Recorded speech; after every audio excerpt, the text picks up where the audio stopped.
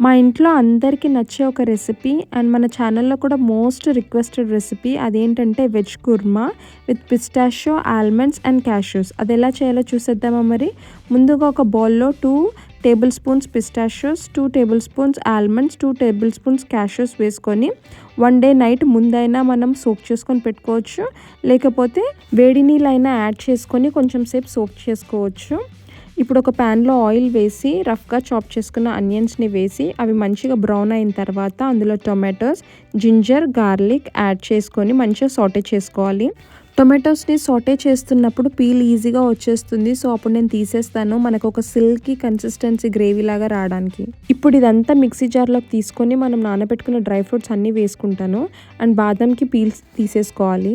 ఇప్పుడు అదే ప్యాన్లో ఆయిల్ వేసుకొని క్యారెట్స్, బీన్స్ అండ్ మష్రూమ్స్ని యాడ్ చేసుకుంటున్నాను. మీకు నచ్చితే ఏ వెజిటేబుల్స్నైనా యాడ్ చేసుకోవచ్చు.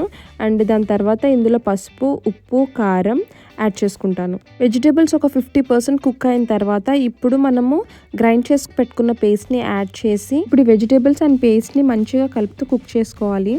అండ్ దాని తర్వాత మనకి ఎంత వాటర్ అవసరం ఉంటుందో దానికంటే కొంచెం ఎక్కువ వాటర్ యాడ్ చేసుకొని కుక్ చేసుకోవాలి. ఇప్పుడు 1 teaspoon coriander powder, 1/4 teaspoon garam masala and 1/2 teaspoon jeera powder and కొంచెం కసూరి మేతి వేసి మంచిగా కలుపుకొని మూత పెట్టి కుక్ చేసుకోవాలి.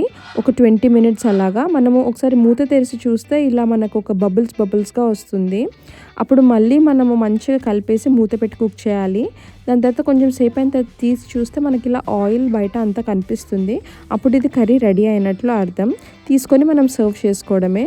చాలా సిల్కీ కన్సిస్టెన్సీగా ఉంటుంది.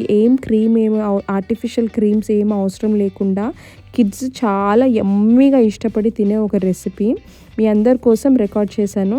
నచ్చితే నాకు కమెంట్లో చెప్పండి ట్రై చేసి. Thank you.